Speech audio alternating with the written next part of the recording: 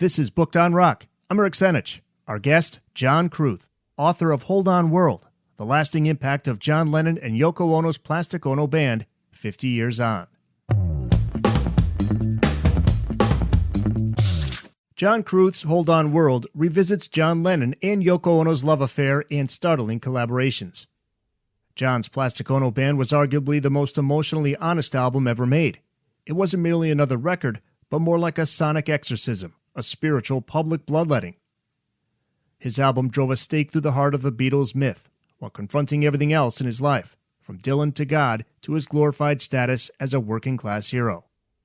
Determined to rid himself of past traumas, abandonment by his father, and the death of his mother, Julia, John wrote the most powerful song cycle of his career, confronting fear, disappointment, and illusion, all the while espousing his love for Yoko Ono. Released simultaneously, Yoko's album, Yoko Ono Plastic Ono Band, is emotionally raw and challenging.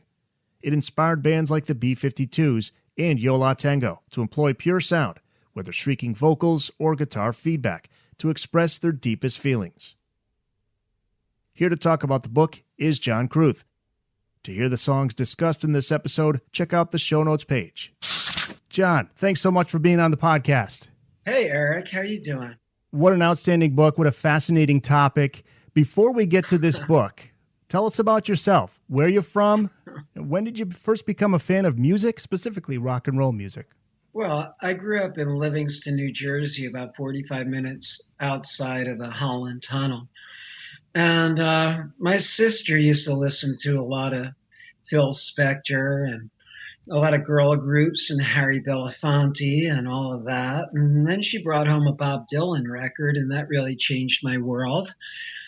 And she was listening to a lot of bossa nova and Herbie Mann records, and she had a really hip boyfriend in high school who listened to Mose Allison and a lot of jazz, a lot of Atlantic jazz and stuff like that. And then, everything completely changed on the night of February 9th, 1964. I saw the Beatles on Ed Sullivan, and everything was different. My whole career that I had planned as being a baseball player for joining the New York Yankees was over the second I saw John up there kind of, riding his horse when he was playing the guitar and Ringo just laughing. I never saw anybody having more fun than Ringo in my life before. And I thought, I want to play the drums. It's amazing how many people have said that night, February 1964. That just changed everything. Countless musicians. Absolutely. I had already started learning to play Blowing in the Wind and We Shall Overcome and folk songs like that. I don't know what I was overcoming at 8 years old growing up white in the suburbs, but I liked folk music and I was learning my chords and how to play. And then I saw the Beatles. And I mean, there was music around the house. My sister had Jerry Lee Lewis's, there was rock and roll, and my father listened to Dean Martin and Frank Sinatra, but it was just an absolute galvanizing moment. The second I saw them on Ed Sullivan, everything changed. How long did you live in New Jersey? Well, I grew up there until I was 18 years old, so I lived there till 1973 and then went off to school in Minneapolis. Maybe I was doing a reverse Bob Dylan. I don't know.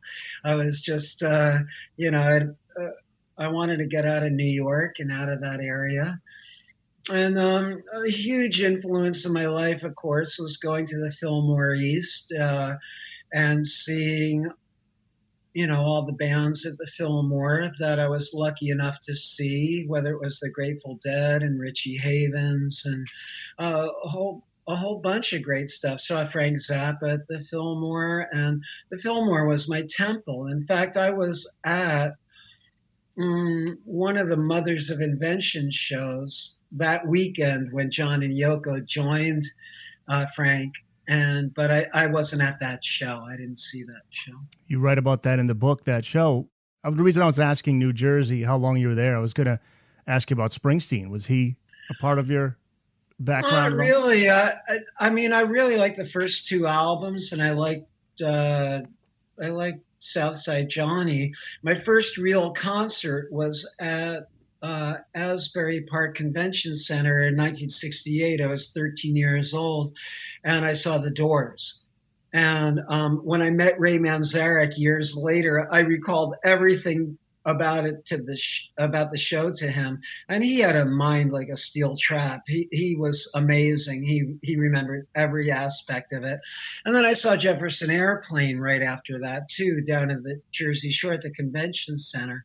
So those were really major life-changing events for a 13-year-old kid, you know. You went on to become a musician yourself. I was always interested in music since I could remember, and I was always interested in poetry and writing. My sister's boyfriend in high school had took me to see Allen Ginsberg read William Blake at the local Y. So all of a sudden, I started to understand that Shelley and Blake and all this stuff that we were starting to learn about in junior high, those guys were just John Lennon and Bob Dylan, but in a different time period and without electric guitars. So it all connected for me. So it made sense. And I was really into visual art as a teenager, and I thought I was going to, follow that. And I went to art school, but going to art school is also something that, like, Keith Richards and Ray Davies and John Lennon and Syd Barrett did. All the good rockers from England all went to art school, and so did a few in America. David Byrne, of course, came out of RISD. And my first real band was in Minneapolis, the Whirling Dervishes, and that was an art school band. We had been playing like kind of doing a lot of rye cooter and hot tuna and all that stuff. And then Elvis Costello came to town, and all of a sudden it was a different thing. Everything just changed. That was another game changer. And you're now in Los Angeles, which is where you're talking to me from. How long have you been in LA? We've been doing the bi-coastal thing for a while. My sweetheart Marilyn's father was in his 90s and couldn't be alone, and she came out here to take care of him about 5 years ago, and so I was back and forth. And luckily we happened to be here when COVID hit, because we have a tiny apartment in the village, and that would have been really challenging. And here we have an old Spanish house in Pasadena and a backyard, and so we were really lucky to be here when COVID hit. Pasadena is a very interesting place. I mean, for low key and being out of New York, it's turned out to be very nice. That's actually. Cool. So what inspired you to write about this particular part of John Lennon's life and career? Well, let's see. In 1970, what year was that Yoko had the retrospective? I think that was 71 in Syracuse, New York at the Everson Museum. I was really interested in art. I was kind of losing, I wouldn't say I lost interest in rock and roll. I never did. But I became more interested in visual art. And I was always fascinated by Yoko because I understood where she was coming from as a visual artist. My mother was an artist. I was around a lot of art. I really liked a lot of conceptual art. I was really into Dadaism as a teenager, Marcel Duchamp and Man Ray. And I knew who John Cage was. And I kind of got the joke. I got where she was coming from as an artist. I understood it. And I really wanted to go up to the Everson Museum up in Syracuse thinking, oh, maybe I might see John and Yoko. And of course, they weren't there. I found out years later that Peter Case also went to that show too. We both went to that show. I had cousins up in Syracuse, and suddenly I was like, Mom, I really want to go see our cousins up in Syracuse. She's like, you do? And I was like, so I could go to the John and Yoko show. And that really inspired me. But when that record came out, it was such a huge game changer. I mean, they cut off their hair.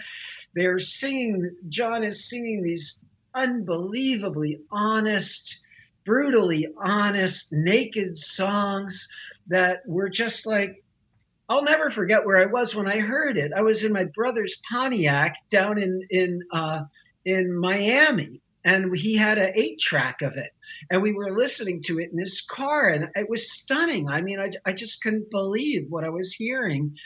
And so I've done a series of books. My first book was on the great Rahsaan Roland Kirk, the jazz saxophonist who played 3 saxophones at once. He was a blind genius that Ian Anderson copied his flute style and became famous for. And I interviewed all these people, from Ken Kesey to Allen Ginsberg to Eric Burden and Ian Anderson and all these great people. So I did that book. And then I did a book on Townes Van Zandt, because I'm a singer-songwriter, and I was playing a lot of the same folk clubs. And there were all these incredible stories about Townes. And then I wrote a book on Roy Orbison, which was a really an intense experience, because he had such a heavy, unbelievable life, the things that happened to him. And then I wanted to take a break from writing biography, because it just, you get pulled down the rabbit hole of somebody else's life. And I wrote a book on Rubber Soul, because Rubber Soul was probably the greatest, most influential record in my life growing up. It taught me all about love, and it taught me about how to play music. Really, what I wanted out of music was on Rubber Soul. And of course, I loved Revolver and all of that. And then I started doing these other kinds of books, musical history books, a book called The Friend of the Devil, which is all about the glorification of the outlaw in Western song all around the world, outlaw songs and outlaw culture. And I taught a course on it, and all the kids were coming in and taking outlaw culture courses from me and thinking, oh, it was really cool. And I was trying to explain to them, no, you don't want to wind up in prison. No, you don't want to wind up dead. There's a moral to this story.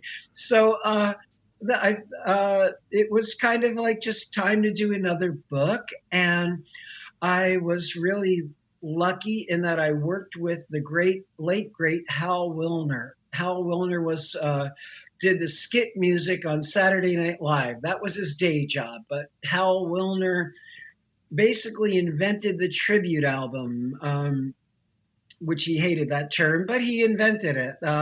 Did albums on Disney's music and on Sun Ra. Disney's music had Sun Ra and NRBQ and Suzanne Vega and Ringo Starr singing When You Wish Upon a Star. Beautiful records. And he produced Marianne Faithfull and Tom Waits and Sting and all these really great people. And I was lucky enough to work with him and be his music director for some of his live shows.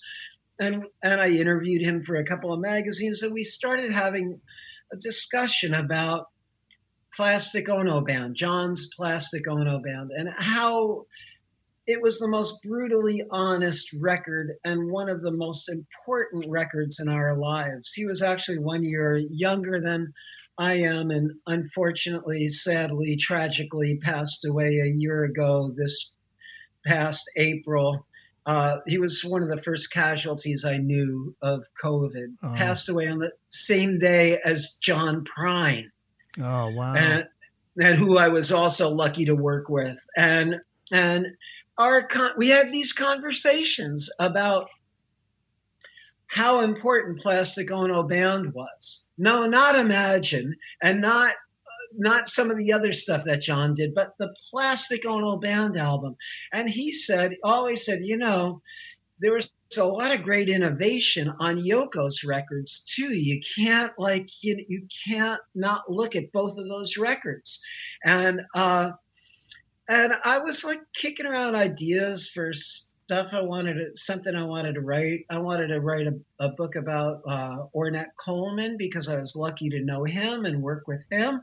And I couldn't find a publisher. And I mentioned to my publisher, it's going to be the 50th anniversary of Plastic Ono Band. And he's like, do it. So I was like, yeah, let me think about this. And then I started thinking about, Bill Frisell did an album of John Lennon's music, a beautiful, beautiful album. Maybe I could get Bill Frisell to write the introduction, because here's a guy, he's a guitarist. He's not singing John's work. Think about making an album of John Lennon music without even singing it and getting the feeling across, you know? So I was like, Bill, maybe you could write the introduction to this. And, you know, there were so many great people that I interviewed who either worked in Yoko's Plastic Ono Band later on, Nels Klein, and so I just started putting out the feelers to the people that I knew. And one of the things about the book is like I like to not just give the historical background because Yoko, Ringo, Klaus, they all said everything they need to say about this music. It's all been there. It's in the public domain. What can you bring to the table at this point? And what you can bring to the table is talking to the people that were of the next generation, how that music affected them. And some of these people played with Yoko. Some of these people, you know, knew John, worked with Yoko. And so that was my criteria. Interesting. People really need to get the book for so many reasons, but that introduction by Bill Frisell is beautiful.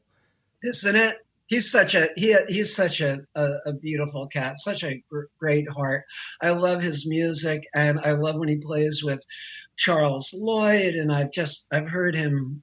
I mean, he's got so much soul. Yeah, starts with "So much happened fast." Right. Yeah. Well, he's right.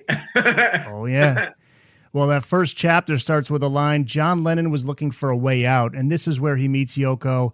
It's one of the most discussed and debated topics among Beatles fans and rock and roll fans, the effect that Yoko had on the Beatles. And many viewed it as having a negative impact. But for John, this was a life-changing moment in the best way possible. He was feeling completely uninspired. Yoko lit that fire inside of him again. Oh, absolutely. I mean, you know, he had somebody that was, as he sang, playing the same mind games. They had a ball working together, you know, and I think that and look, I mean, one of the most radical pieces of music that you could ever put in your ears is Cambridge 1969, where she's invited to play up at Cambridge University at an avant-garde music festival, and she brings John Lennon along, and she says, look, just don't play any of that, like, you know, hokey vaudeville music. You know, and here's the opportunity for him to just like completely reinvent himself and look at his guitar in a way that he hadn't ever before. And it was a really beautiful experience for him. And, you know, I mean, when one relationship ends and you meet somebody new and all of a sudden you're discovering all these things, and don't forget, John Lennon was not always the nicest guy, and he wasn't always a very cool guy in certain ways towards women, and he was known to be violent at times. He's a guy who had some issues and early on in his life. But I think that one of the things was that Stu Sutcliffe and Astrid Kircher planted a seed in his mind very early on when they were playing in Hamburg at the Reaper Band.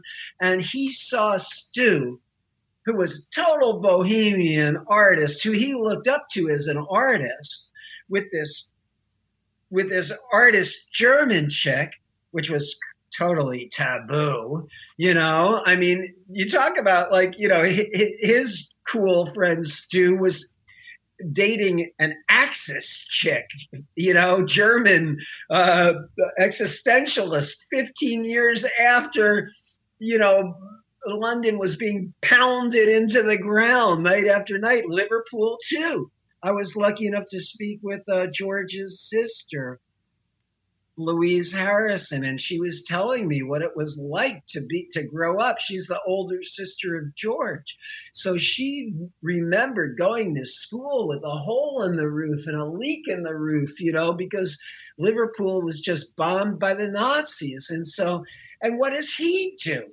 He goes out, he winds up with Yoko. And one of the reasons why I just think there was a lot of racism there, a lot of sexism. Yoko Ono was never ugly. It's like, give me a break, man. She had style over, whether you cared for her or not. I mean, okay, there's times where, as my wife thought, the refrigerator was broken in the other room when I was listening to some of the music, She's like, Yeah. she's like, what is, it's Yoko. And she's like, but it's really amazing when you sit there with it and you really listen to it. And I mean, to me, why the opening track of Yoko's Plastic Ono Band, number one, John's guitar playing is phenomenal. Klaus and Ringo are great on it. And it's still one of the most radical pieces of music you can ever put in your ear. I don't care. It's going to be that way in another 50 years. It's a challenging listen, Yoko's stuff, but it's supposed to be. Exactly. And it's like, I think I'm trying to remember who it was that was talking about Stravinsky and just saying and talking about Varese. I'm trying to remember who this was and saying that audiences very often just have sissy ears. They're sissies. Come on, man, sit there with it and see what happens. And I mean, there are people that have always, whether it was John Coltrane or Albert Eiler, who I discuss in the book, and the effect of free jazz and all of that. Okay, even Frank Lloyd Wright made hallways that were too small and narrow that made you very uncomfortable, and then brought you out into this big open space. It's not always about comfort. It's, a comfort makes us pretty weak, I think. And so it's like, okay, yeah, I mean,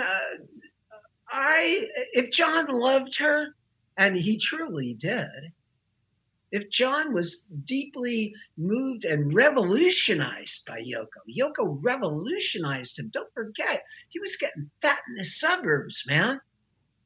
He was getting fat in the banker belt out there, and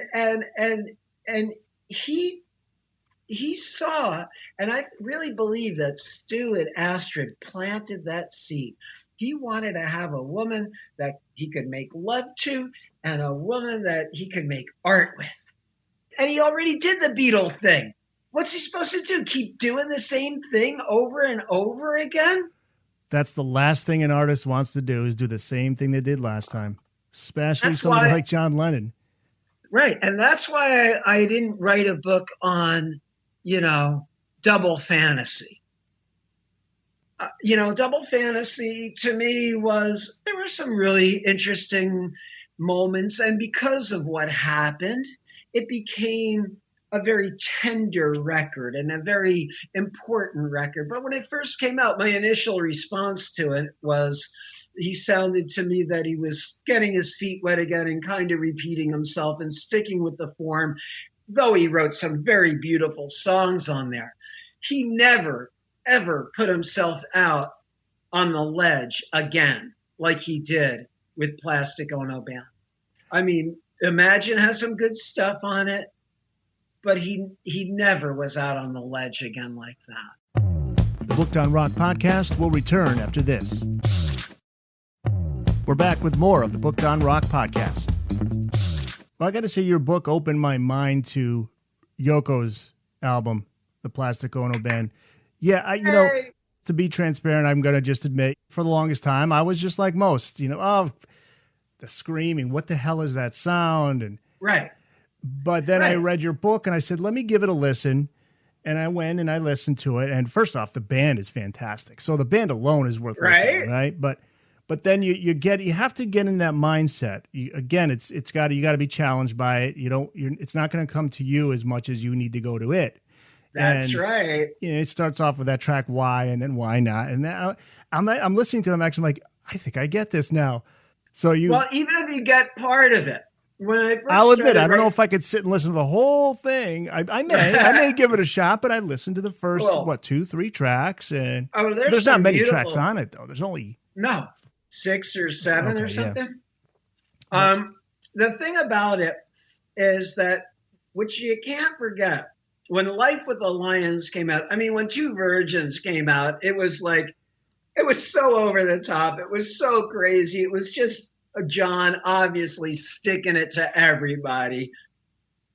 And it wasn't really until I got Life with the Lions. And of course, I bought it for the album cover at first, because the album cover photograph of him like hugging Yoko when they're surrounded by the bobbies on the back, it's iconic. And then the picture of them in the hospital bed together, it's iconic stuff. Okay, when you drop the needle on it, Yoko is singing for the most part. Well, on side 2, on the first side, she's screaming her head off. It's bloody murder.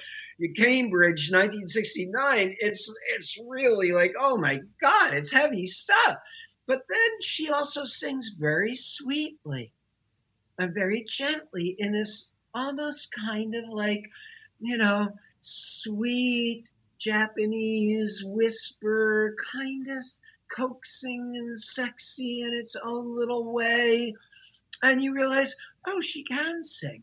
She can hold a tune. She can do other things than just rip your face off. And it was just really interesting, some of the things. And as I say in the book, when they started doing the re-releases, they were putting out other tracks. And I was like, well, if they put this track out earlier, I, whoever, we might have been able to come to her a little easier.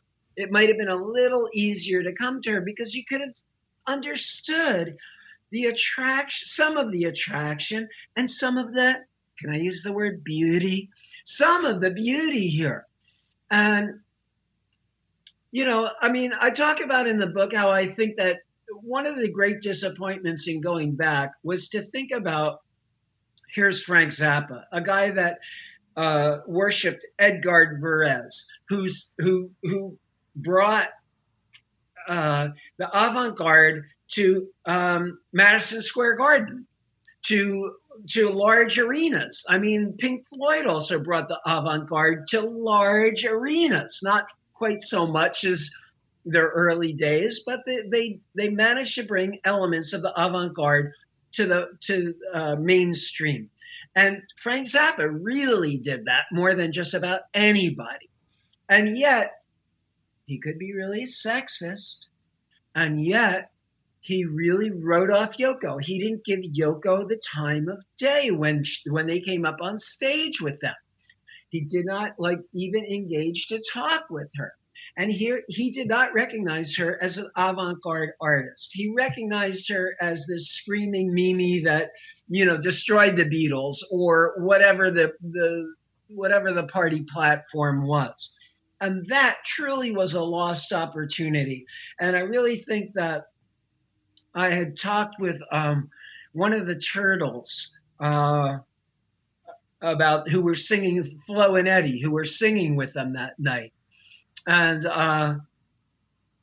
it was just, it was a really interesting thing to look at it, go, oh, they didn't have to play R&B songs.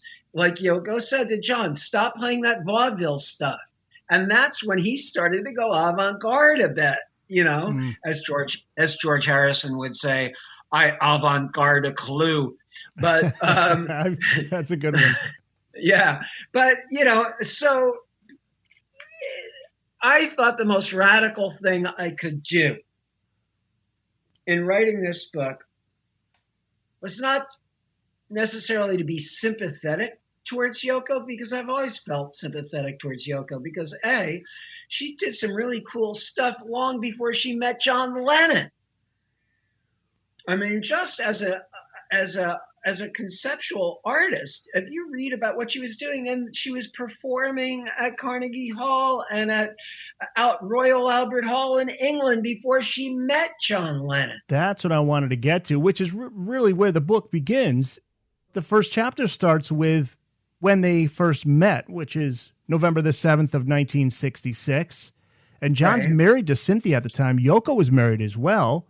And Right. Yoko later said she had no idea who John was, no idea who the Beatles were. She's in her early 30s, John in his mid-20s. They meet at the Indica Gallery in London. And Barry Miles, who ran the Indica Gallery, was one of the hippest people on the planet, by the way. He's written many books since then and was involved in the early Pink Floyd. Barry Miles, a major shout out to Barry Miles, who's written books on brought Ginsberg and Burroughs to read it at Royal Albert Hall in like 1965 or 66 or something. Part of it, there was a lot of sexism happening for sure. And she taught, there's a quote in there about how she was talking about, New York at the time. It was very gay. It was very male. It was very, the avant-garde scene. You have John Cage and David Tudor and a number of the other guys. And so she was the rare woman in all of that. Not only was she a woman in it, but she was Japanese. And her stuff was very, I love Grapefruit. Grapefruit is to me a very interesting book. I've read it for years, off and on purpose. It has a certain Zen-like quality to get you to think outside the box. And there is no question when Yoko started writing postcards to John when he's over in India, and she's giving him instructions to look at the sky or whatever it is, this made John think outside the damn box. That's what he was looking for. And I think he just couldn't believe that he found a woman that he could, he claims that he wasn't romantically drawn to her at first.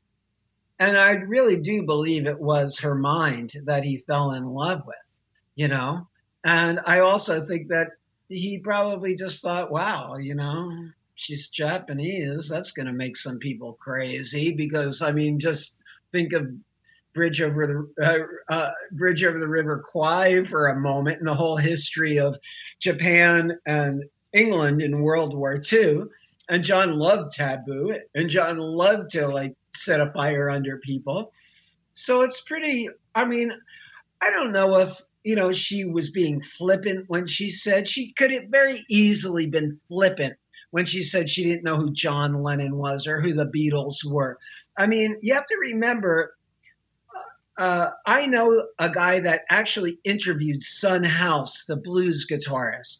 I was an editor at Sing Out magazine and actually talked to Son House on the phone about a year before he died. He passed in the 70s? That was early 80s. It was early 80s, yeah. This is the guy that Robert Johnson basically studied under. Learned. Yeah. And Son House said, when Robert Johnson said that he sold his soul to the devil, it was a joke. It was a joke. So Yoko could have easily been doing the Bob Dylan thing or the John Lennon thing and whatever and being flippant and just saying, I don't know who the Beatles are. I don't care about the Beatles. Look, she was interested in avant-garde music, and most people who are interested in the avant-garde are not listening to, you got to, maybe she knew who the Beatles were in that, I want to hold your hand and she loves you. Yeah. But what does that have to do with her world? If you could talk about what she was putting on display that day that John and Yoko met. She was making people pay to hammer a nail into the wall. And he had a comment that got her attention. And that's when she realized we're both playing the same game. Yes is the answer, as John later sang.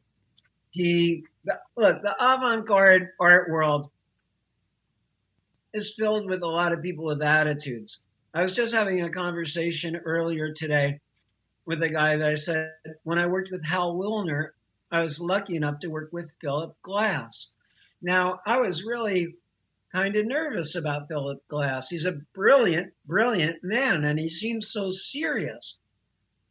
What most people don't remember about Philip Glass is that he was a cab driver in New York City. And to be a cab driver, okay, there's a lot of grumpy cab drivers. But suddenly I realized he's just a very personable guy and actually friendly and kind of funny. But I was projecting this because of his music, because of what I understood about his music. The other day was one of the first days we got out of the house in LA.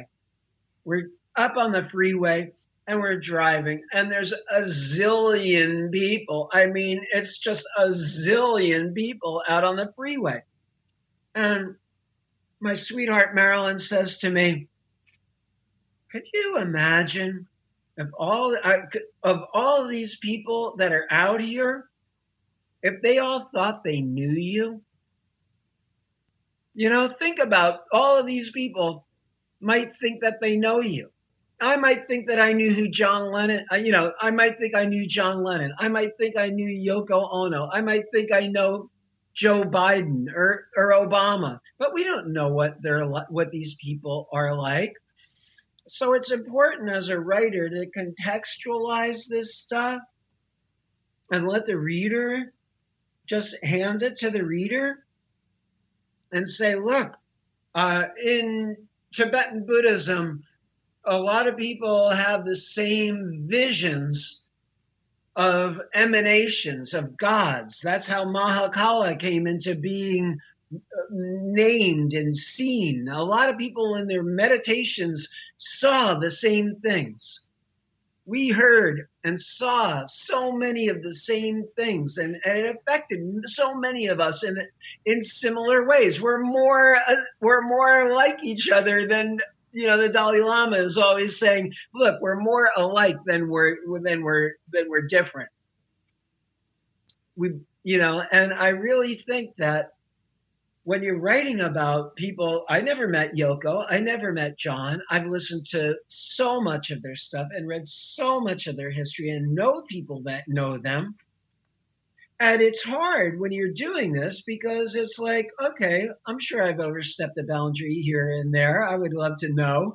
But at the same point, you develop an antenna in this process. You develop an antenna that tells you, okay, that goes in the trash, and this is something that's useful because a number of people are having the same experience, whether it was Peter Case or Nels Klein or DJ Bonebreak, the drummer from X, or Brian Ritchie from Violent Femmes, whoever I was interviewing, who were in well-known bands that followed this or played with Yoko afterwards.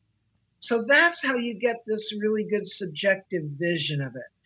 The avant-garde is filled with a lot of people with attitudes, and, I've worked with Elliot Sharp, the great avant-garde guitarist and composer, and he's hilarious. He's a sweetheart. He's nothing like, everybody looks at him as if he's Dr. Pretorius out of The Bride of Frankenstein or something.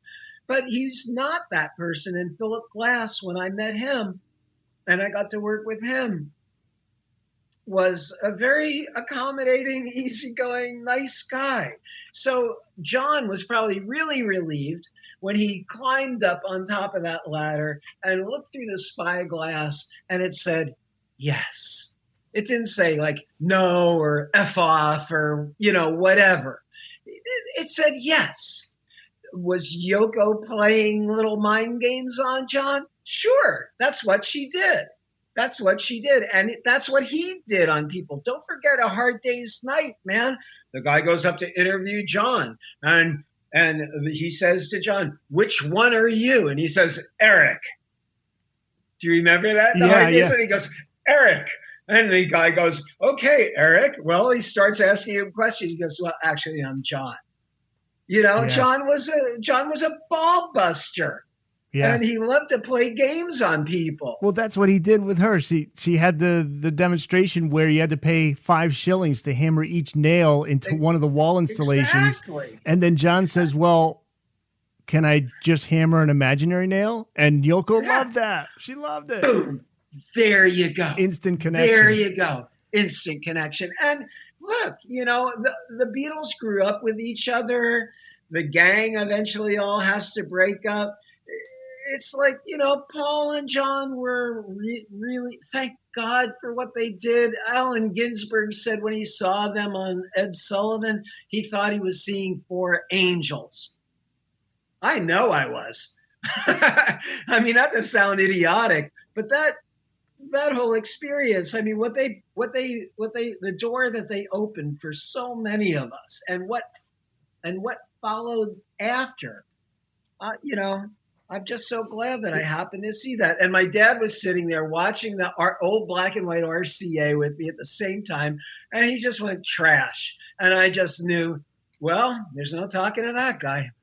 You'll never get a moment like that again, because now we have too many options out there. Internet, streaming, YouTube, you name it, right? Right. Over 80 million people were watching that Ed Sullivan show. Going to third grade class the next day. You know what it was? It was like there was something especially after the Kennedy assassination, which was really the first time that I understood that not all was well with the world, that there were really, I mean, sure, I got pushed around by older brothers and, kids on the playground and stuff like that, but I never really knew that, like, evil existed, or that something could really throw your life into, I mean, that was just such a heavy thing. And then all of a sudden it was like the veil lifted when you saw those guys on the television set. They were a much needed break from what was going on in the country. Oh, yeah. And there was something to be excited about. And I was 8 years old, for crying out loud. It was like, so that was the ticket to ride, as they would say. And then all of a sudden I wanted a drum kit. I wasn't getting a drum kit. I had a folk guitar to strum. And then it was just, but okay, so you take that ride. I was 13 years old when Sgt. Pepper came out. And I remember seeing it and hearing it everywhere. They were even playing it on a record player at a barber shop to try to get people to come in. Nobody wanted a haircut, but they were trying, you would hear it. It was coming out of every window. And that was a remarkable experience. And then, it just kept growing. And then clearly, clearly this was the break. And then the Lennon interviews, which were completely insane when you read them back now. I mean, he was really kind of nuts and off the wall. And in certain ways, I feel much more akin to George Harrison and I wrote quite a bit about All Things Must Pass, because they were both happening pretty much at the same time that fall. That record came out in the fall, and they would both been in Abbey Road and both working with Phil Spector, though different ends of the spectrum of Spector. And I mean, I could have written a book easily on All Things Must Pass. Always one of my favorite records, an amazing time period. And but there was nothing as brutally honest. And then, of course, this led me to read the Janoff book. I had to read The Primal Scream in order to write this book. And boy, that's a hell of a experience, reading The Primal Scream, because all kinds of stuff in your life is going to come right up to the surface. Stuff that you didn't even think you were thinking about, or just come right up to the surface. And then, of course, you find out, well, Janoff kind of dismissed his own theories years later. And Yoko supposedly saw right through it right away, though other people said that was because Janoff wanted to control John, and Janoff wanted John to leave Yoko. And these are people's lives, man. And you can only go so deep in making any kind of theory about them, because then you really wind up sounding like an idiot. Yeah. Which I hope I didn't. No, not at all. Not at all. This book is, it's a fascinating read, and you put together everything is put together so well. And thank you. And you did talk about Janoff. Some of the songs John wrote were influenced by that book. But it's interesting how deeply, and it's interesting how the media at first took to Yoko, but only because they viewed her as a non-threat. The London Times described her as, quote, an attractive woman with long black hair and a soft, shy voice. And this is something you put in the book, again, to give the picture of where things were when John first met her and where things go, which they turn on her pretty quickly. But once they pick up on the fact that John is serious about her, they turn on her fast. Even brand her, as you said, ugly. It was a barrage of criticism that they both had to learn to endure consistently from that point on.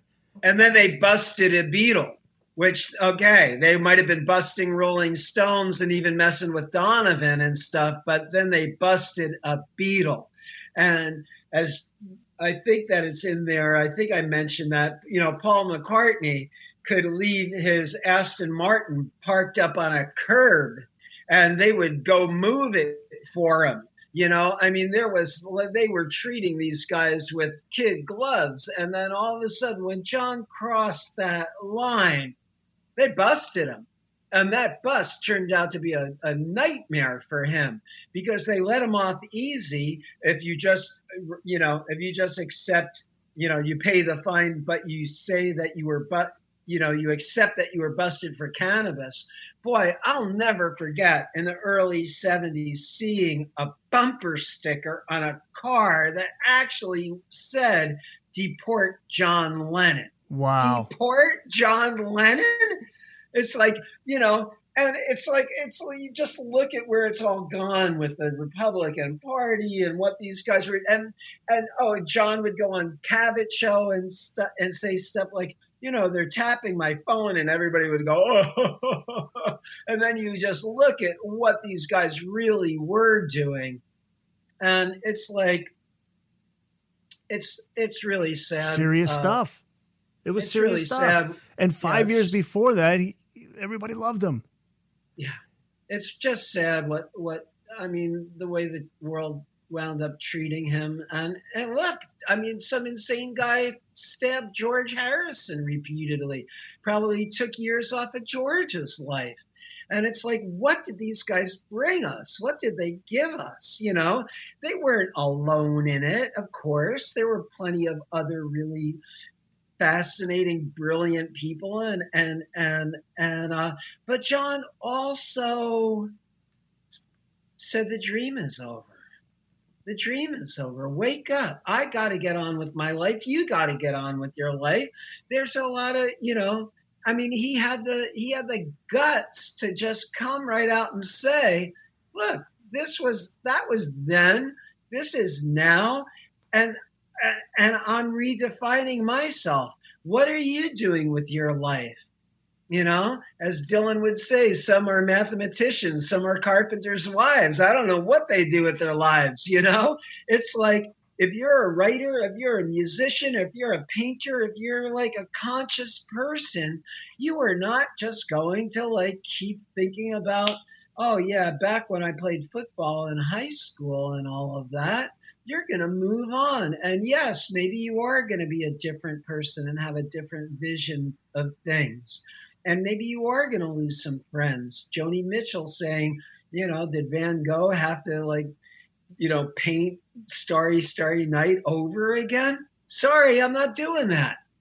What was Paul's relationship like with John at that point? Was it as bad as had been talked about? Because you do have a section in your book, Paul wrote, you write about the time that when Paul offered John and Yoko his London flat, he felt jilted by them, left a nasty note for them, and people can read what he wrote in your book. But Paul later said he was just having fun, but he clearly crossed a line with John. That may have been the final straw for John. I loved so much of what Paul did musically with the Beatles and some of the early stuff. And he's such a tremendous musician and such he's an incredible musician. And, and I think that he was into the avant-garde before John was. He was into Stockhausen and William Burroughs and giving Ian Somerville money. And he was the one that made the tape loops on Tomorrow Never Knows. That wasn't John. It was Paul. Paul knew the avant-garde before John was into it. John was always kind of a rock and roll guy, and it was Yoko that brought him into the avant-garde.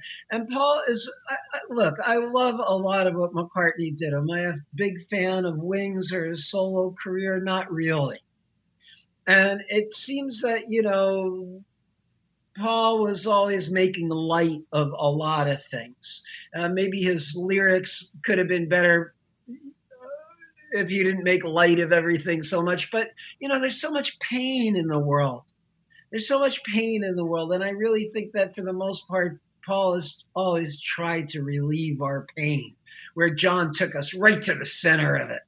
He wasn't afraid to take us to the center of it. And Paul always kind of painted a rosier, nicer picture. Well, that's the sweet and salt together, though, between the two of them. That's the magic. Exactly. And I've been criticized, like in the Rubber Soul book, for maybe taking a shot at Paul here and there. I would never take a shot at Paul as a musician. I would never take a shot at Paul for his voice. My God, what a great singer he is. He gave us Penny Lane. He gave us Eleanor Rigby. That's really beautiful stuff. And in a lot of ways, I was very disappointed in that John had to act the way that he did towards Paul. He didn't have to do that. He was John Lennon, for crying out loud. He didn't have to make himself look bigger by tearing somebody else down. But that's who he was, and he was bitter about some stuff. I mean, you can understand if you've ever been in a band, man. You'll know, and so, things got kind of ugly, and things got pretty ugly with Pink Floyd later on. Those guys don't even say each other's names in public, so it's like, we can't know. We weren't there. Sometimes, John did disappointing things, and I'm not going to be Albert Goldman. I am not going to make a big deal about that or read into that. There's only so much space you have, and what do you want to focus on? And being a musician, I tend to focus on the music, and I tend to talk to musicians who are moved by the music. And so, sure, do things get funky between old bandmates, especially when they're, John left Julian behind. He left Cynthia behind. I think that Cynthia must have been a really nice woman on a lot of levels. But that's not what John was looking for. Nice wasn't John. So yeah, that stuff happened. But what I was really more interested in was, like, on the song God, which is really funny because musically he uses a vehicle. That song is not very different from, say, Yes It Is, or even This Boy. It's a 1950s chord change.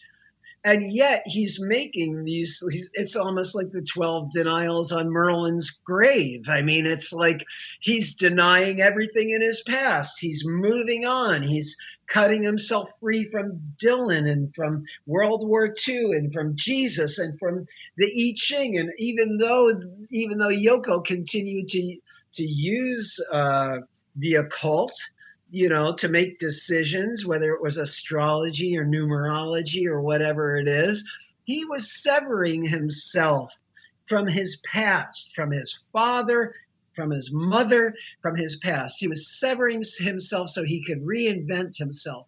And this is a very painful, messy process.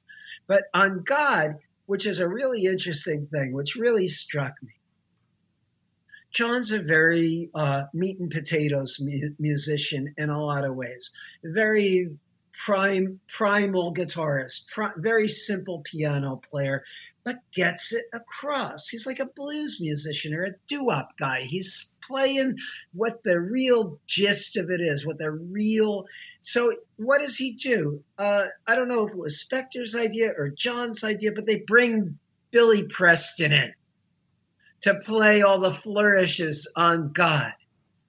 Now, Billy Preston was brought up in the church. Billy Preston was like, that's the way God planned it. And here is John denying God. and you've got Billy Preston playing piano on it. Is this a twisted joke? I can't answer that for you. I can only point it out to you and say, take a look over here. What is going on here? So there are little things like that that would happen that were just so amazing. Like, at one point, John put Phil Spector on the other side of the glass and got him to play piano on a song that he kept messing up.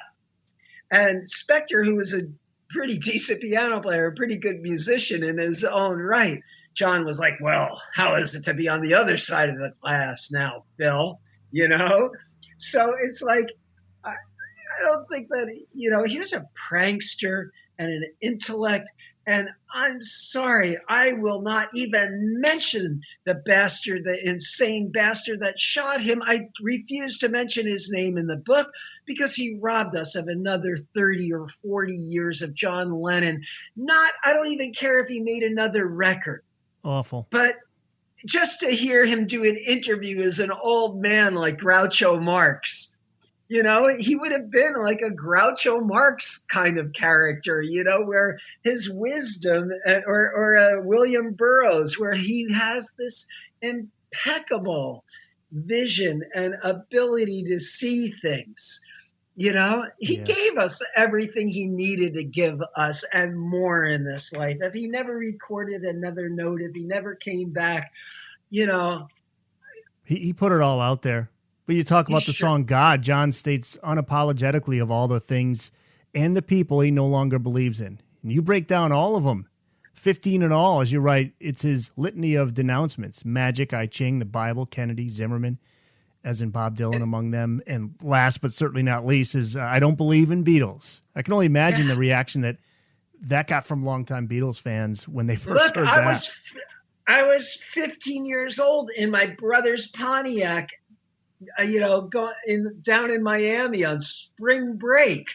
And and we were probably smoking pot in the car, and it's like, and John was being really heavy.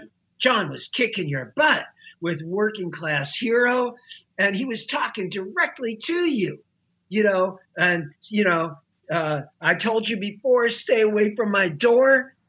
Here was the guy that was just singing All You Need Is Love a couple of years before. And now he's telling you to get away from his doorstep. It was and musically, he's pounding on that piano. That's slamming shut that chapter of his life. Absolutely. Over, done with. I'm moving on. And either you're coming along for the ride or see ya.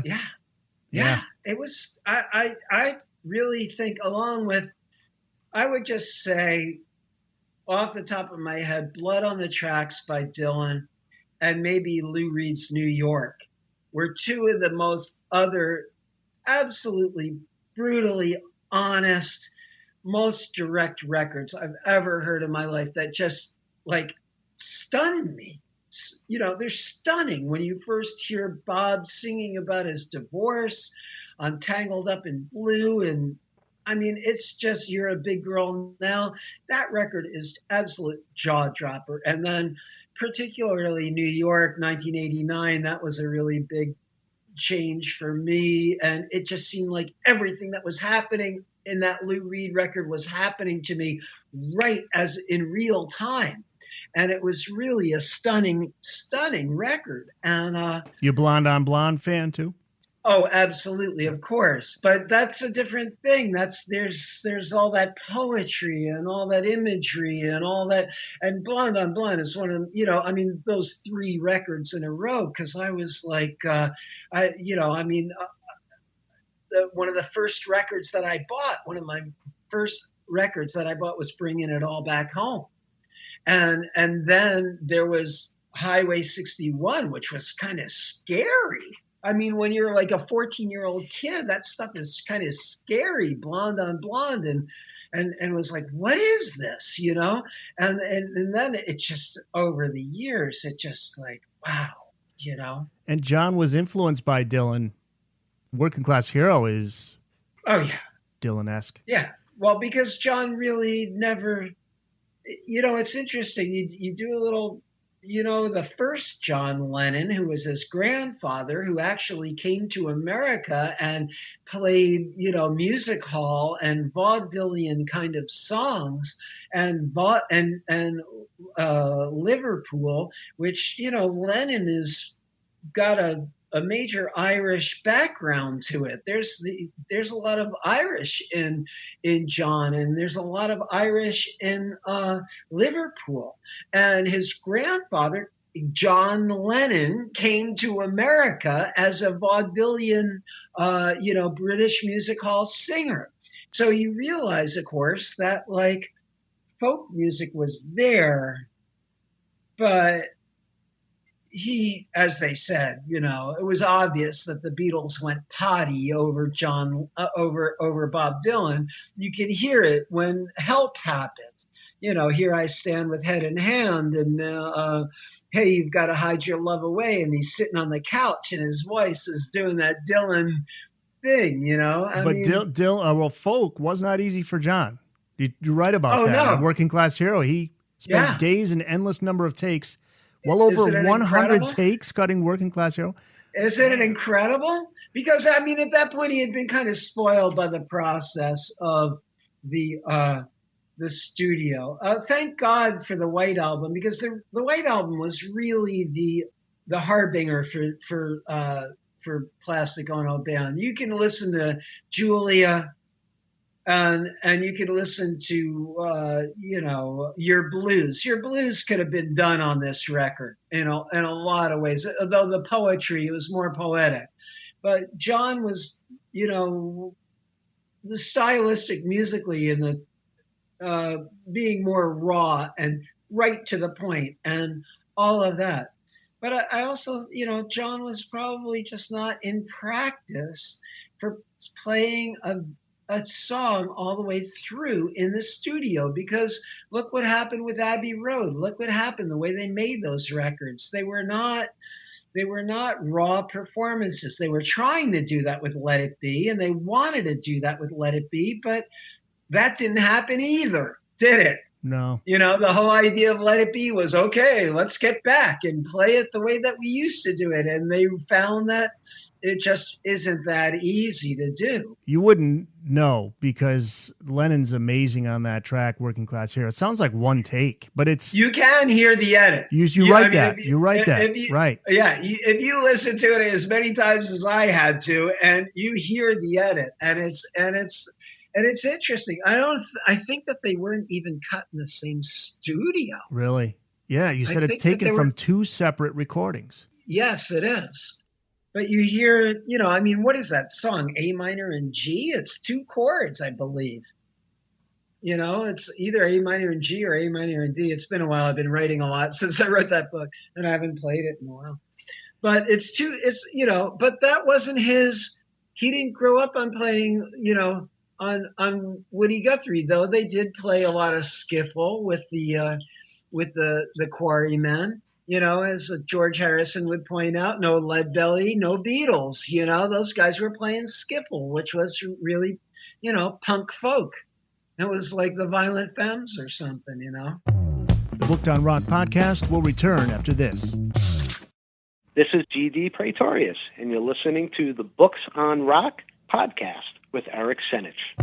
We're back with more of the Booked on Rock podcast. The song Well, Well, Well, as a Nirvana fan, I listen to this track and I hear Kurt Cobain. I think of a few songs from Nirvana's In Utero album, Scentless Apprentice, Milk It, Tourette's, where Kurt is really belting out the screams. Never would have made the connection until I read your book. Another thing I get out of this book. And Kurt was a big Beatles fan. Not sure if he publicly spoke about John, but Well, it wasn't necessarily cool to talk about that. It's just like he was also a Velvet Underground fan. And, I think John got the Velvet Underground. I think that maybe, they certainly weren't the singers that the Beatles were, but the rawness, man, all you got to do is put on John singing Dizzy Miss Lizzy. You want to hear a rock and roll singer, it's like you listen to John sing Dizzy Miss Lizzy. And John was, I think, really reclaiming a certain amount of that raw rock and roll thing on this record. I love I Found Out and Well. I love them. I love what his guitar is doing. And I remember, I will never forget, reading those original interviews with Jan Wenner in Rolling Stone. And I think I'm pretty darn sure that he asks him, well, is there one band that you would want to even play with that's out there? And he says, yeah, Creedence Clearwater Revival. And when you think about Creedence and how raw Creedence were and how just, rootsy and raw, you can almost hear it, and especially once you start hearing like Elephant's Memory with the heavier drums, I just have a great love and appreciation for what that guy did. He was honest with himself, and it might not have been what we wanted to hear or what we wanted to believe at the time, because it was shocking. John Lennon cut off his hair. John Lennon's like growing a beard. John Lennon's like, he's wearing overalls. I mean, what the hell is this? Where do you think he would have gone if he kept living? Because I don't know. Nobody told me that. I think of that song, and that might have been where he was headed, more towards a little poppy kind of 80s thing. He liked the Cars. I think the Cars were musically. He mentioned them in an interview, right? I think it was his very last interview. He goes, I like this band, the Cars. So maybe he was headed in that. Maybe he was going back a little bit more towards the poppier side.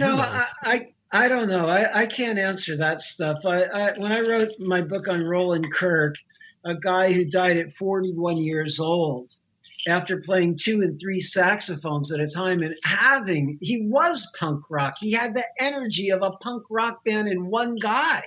And his producer, Joel Dorn, said, that's an impossible thing to say, what he would have done. He already blew his whole life through 3 horns at once. Where else is the guy going to go? It's like he's going to go into the Elysian fields. He's going to the next place that we have no understanding of. And thank you for your service, sir. No way. Nobody would have been able to have gotten inside of John's head. Nobody. We would never have known where he was going to head. He could have done something so obscure. Honestly, I'm a bigger fan of Yoko's challenging, wild music than I am of when she tries to sing, like a more poppy, melodic style that she's on Double Fantasy. I'd much rather listen to Yoko Ono scream her damn head off. To me, it's radical. Plastic Ono Band was punk rock in 1970. In 1969, it was punk rock then. A perfect segue. Let's get to that now. Let's get to Yoko's side of things here. Chapter 18, titled Of Madness and Grapefruit. And Yoko had, before we get to her music, kind of laying the groundwork for where she headed musically. She had a pretty rough childhood. You write about her mother. Isoko lacked the genuine concern or ability needed to nurture her children. As for her father, Yoko always sensed her dad Isuke's profound disappointment in her, and Yoko claimed to hate herself for always trying to please them and for feeling weak and being afraid of losing them. But as she'd instinctively known, her family could never love and understand her, and eventually they'd go anyway. So, and also she and her family forced to flee Tokyo during World War II. Pretty tough childhood. And as we know, it's been documented, John's childhood, his mom died when he was 17 years old. Dad never really in his life. So they had that connection. You understand why these guys worked for peace. They knew what war did to their lives and the lives of people around them. Yoko's mother, she says that she was more like a movie star than a mom. She said, she would rather show you a picture of food than actually make it for you. That's a great line. Oh yeah, blew me away. And her father actually measures her fingers and says, "You'll never be a good pianist. Your hands are too small." Devastating stuff when you have dreams and to be a musician or to be, and so she grew up in wealth, but she grew up eating with the help most of the time because her parents were off doing something else. So she lacked a certain warmth and but also that from her family and understanding from her family, which pushed her and drove her to be what she became. And on certain levels, you can't understand that stuff when you're going through it. You can only understand it years later. And so, there's stories about her mom trading in jewelry for rice because they move outside of Tokyo during the bombing of Tokyo, and the peasant farmer people aren't too thrilled with this because they smell like butter. They said they smelled like butter because only wealthy people could afford to use butter in Japan, or that they were living a more Americanized life because they had already been to America. But her father, I believe, was in Vietnam during the bombing of Tokyo because he was a banker. So it's like, so she had, the poor little rich girl life in certain ways. But I mean, a friend of mine once told me there's no handbook of how to be a pioneer. There's no handbook for you to go, how to be a pioneer, how to invent yourself as an artist. Now, if Yoko, and I say this in the book, if Yoko had played a saxophone, if Yoko had played piano like Cecil Taylor, if Yoko had, played like free jazz saxophone like Ornette Coleman or John Coltrane, if she played, wild violin, I don't think the hatred would have been quite as much as it was because it was a human voice. Interesting. Yeah, because a human voice screaming and making sounds that you don't understand, there's something more disturbing about it. There's something, I just think that she was attacked on every possible level. And it's a lot easier 50 years later to come to her rescue. But I often bought those records. I didn't buy everything that she made. And I honestly bought less of the records as she went more and more mainstream pop. But she was trying to work the system from within.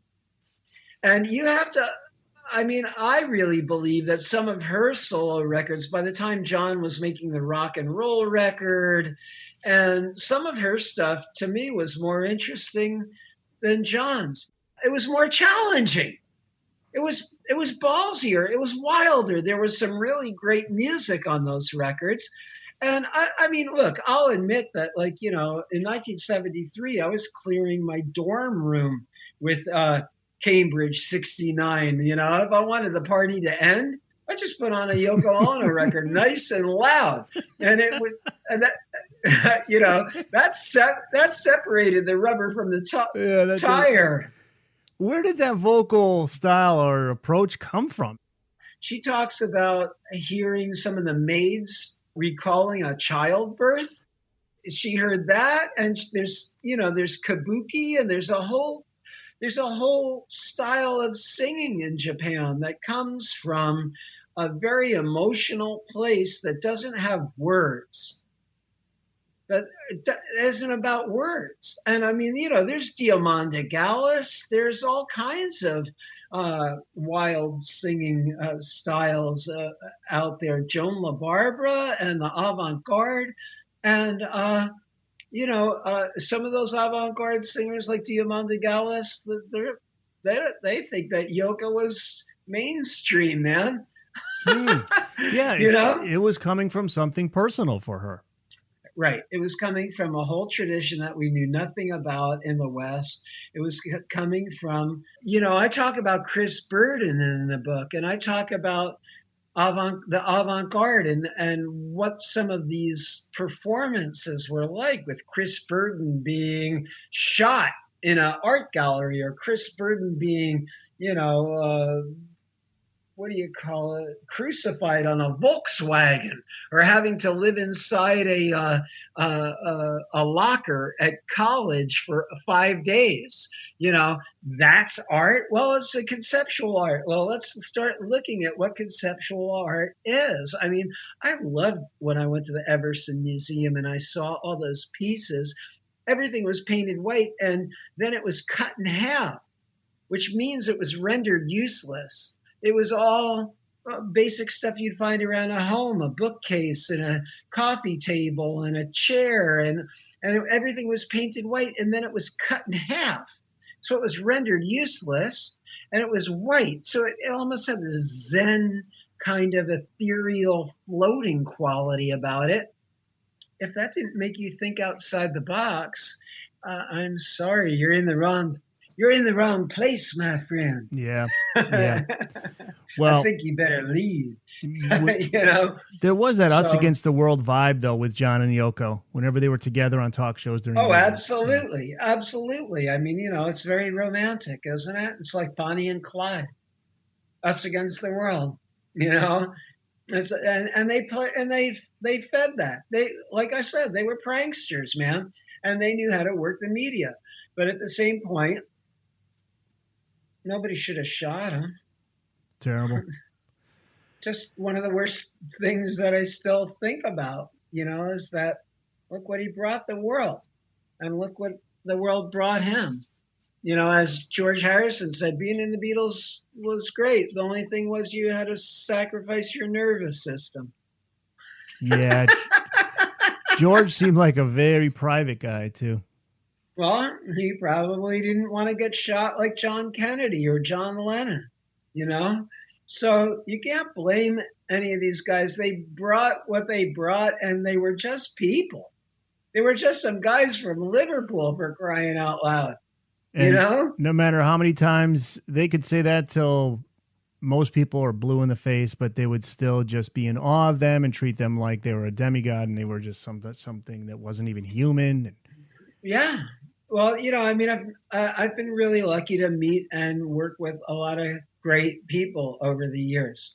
And what you tend to find out is most people don't want to be treated like they're royalty or special or whatever. In fact, they might become more friendly with you if you just sort of just realize that they're people, I mean, it's hard. We're so brainwashed. And so, I mean, I thought it was a very important juncture in popular culture.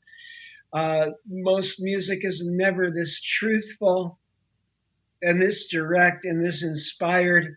And John never went back there again. I think this record sold worse than any other Beatle solo record at the time. I go through that. I talk about Ringo's records. They sold better than this record. McCartney's solo record that he made, at home, which has, Maybe I'm Amazed is a really great song, but there's a lot of throwaways on that record. Not a particularly great record. I happen to like Ram a lot better. But, and then George's record completely eclipsed everything. So, John realized, okay, Imagine, as he always said, was just plastic Ono Band, but with chocolate. Yeah, I was going to ask you about that. So he didn't is he talking about the song or the album? I got the feeling he was talking about the song. Well, I think he was talking about both, because I think that he knew that he couldn't go down that path and remain in business if he was going to keep spilling the truth on everybody like that. It's pretty hard to, there's some really great stuff on Imagine. I love that song about Just Give Me Some Truth. Holy smoke. I mean, that was like one of the heaviest songs since Positively 4th Street, where, you have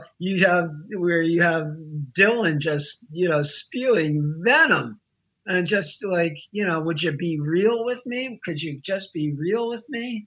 And so, and I also use these books, I have to say, as a platform to talk about some other things. You might not know who Albert Eiler was before you read this book. I And did now not. you find now you know who Albert Eiler was, and now you know that when the Beatles are playing the French national anthem in the beginning of All You Need Is Love, why were they doing that? Because Albert Eiler had been playing it on the saxophone in a free jazz style, and Paul heard it, and he thought, wow, this is great, let's just throw this in the beginning.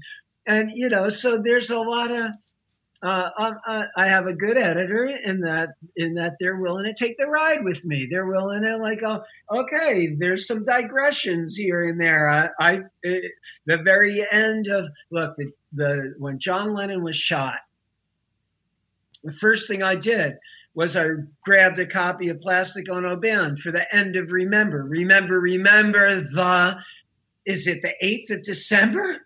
Did he call his own death? No, it was the 5th of November. Well, what the hell's the 5th of November? We didn't know in this country, but in England, everybody knows what the 5th of November was. It was the day Guy Fawkes was trying to blow up the Parliament. But we didn't know who Guy Fawkes was in this country until Occupy Wall Street, when you saw all those masks. Who is that face? That's Guy Fawkes. So that's why I go off on a page or two, so that you can better understand and appreciate Mr. Lennon's outrageous sense of humor. He did have an outrageous sense of humor. Well, he does an explosion. Remember the 5th of November. And it just explodes. The track ends with an explosion. But if you check history, there was no explosion. They caught Guy Fawkes before he blew up the Parliament. So Lennon decides, okay, Radical John, I'm going to blow up the Parliament with this right now, with this. So, stuff like that, that's what you're going to find out in the book. You're going to learn some history. You're going to find out about conceptual art and free jazz and all these things that they were hip to. That Yoko opened the door to John to. John didn't know who Sonny Chirac was. You listen to Sonny Chirac and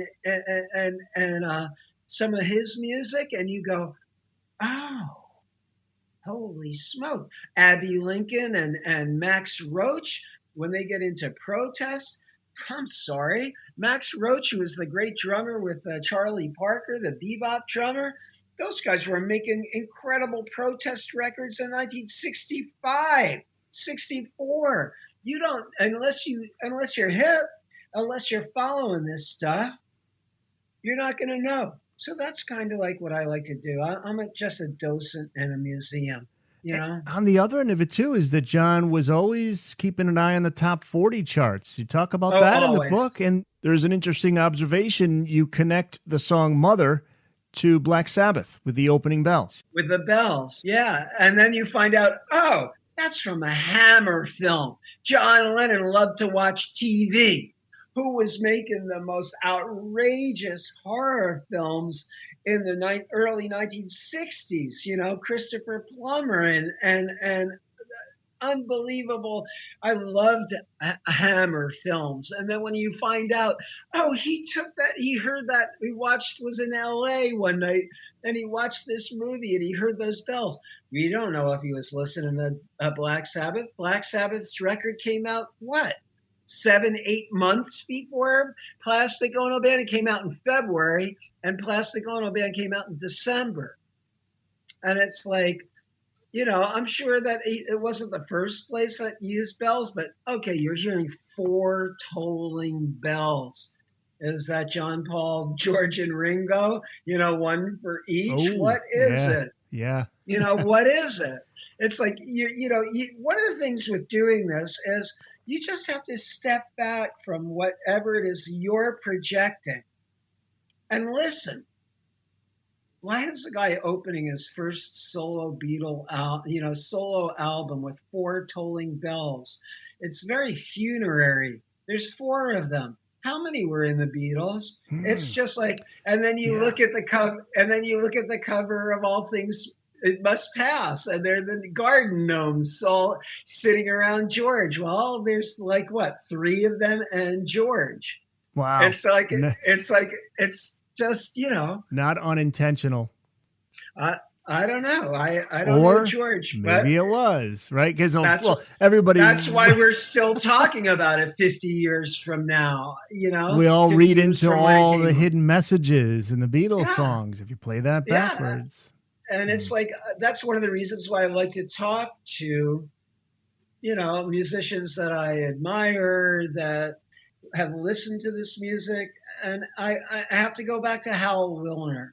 Hal Wilner was really one of the most brilliant producers that's been around in the last 40, 50 years. As I said, Tom Waits, Marianne Faithfull, Lou Reed, Sting, his concept albums of Disney music, of Thelonious Monk's music, of his very last one that he did was T-Rex. He did a double album of T-Rex, and everybody's on there from, Elton John and U2 to people that you never heard of, all playing T-Rex's songs. And it's about listening. It's about, I was lucky enough, I saw Miles Davis in the early 70s with the Electric Band, and he would stand there, and the only direction he would ever give anybody was he would point to his ear. Listen, stop formulating your own thing for a minute and thinking about what you're going to say or what you're going to play, and listen. And then you'll have a bearing of how to respond. Yeah. And when I heard Hal say that this record to him had the lasting impact, what is the subtitle? The lasting impact of John Lennon and Yoko Ono's Plastic Ono Band 50 years on. This music has lasting impact. You can't have the B-52s without Yoko. There are no B-52s without Yoko. The vocalization on Rock Lobster, she was doing that in 1967, 68. In the 60s, she was doing that before the B-52s came along. I was trying to get, Kate, get the gals from I don't know why it never happened, but it never materialized for the book. So but you have the way that Yoko influenced John, and then you have the influence of this music just impacted so much. And it will continue to impact generations to come. Yeah. So I hope that some folks are going to listen to this and be willing to take the ride. And, you love John, trust him. Read about why why did he love Yoko? His feminism came from Yoko. His love for conceptual art came from Yoko. His love for noise guitar. Some of his best guitar playing is on Why. Just listen to that track. Some of his best guitar playing, he could never cut loose like that with the Beatles. He never cut loose like that on his own playing. Underrated guitarist, you'd say? Oh, I love John's guitar playing. Come on. Overlooked, underrated. Well, my suggestion is people read this book. Go out and get this book first. Read it. Then listen to the Plastic Ono Band, John's and Yoko's. Yeah, It's definitely worth the challenging listen. I think so. I hope so. Outstanding book, and it is out now. John, where can people go? It's Goodreads, Amazon. If you want a signed copy, I'm on Facebook, and you can just you'll find me on Facebook, and pictures of the book are up there, and any of my other books. John, thanks so much. It was a pleasure having you on. Thanks a lot. Thanks to John Kruth for taking us through his book, Hold On World, The Lasting Impact of John Lennon and Yoko Ono's Plastic Ono Band 50 Years On. Be sure to subscribe to Booked on Rock at Spreaker or wherever you listen to your favorite podcast. You can find us online at bookedonrock.com, on Facebook at facebook.com/bookedonrockpodcast, on Twitter at bookedonrock. The email address, thebookedonrockpodcast@gmail.com. You can also contact us through the website. If you're an author of a book on rock and you want to be on the podcast, just send me an email. I'm Eric Senich. Look forward to having you back again next time for another brand new episode of Booked on Rock.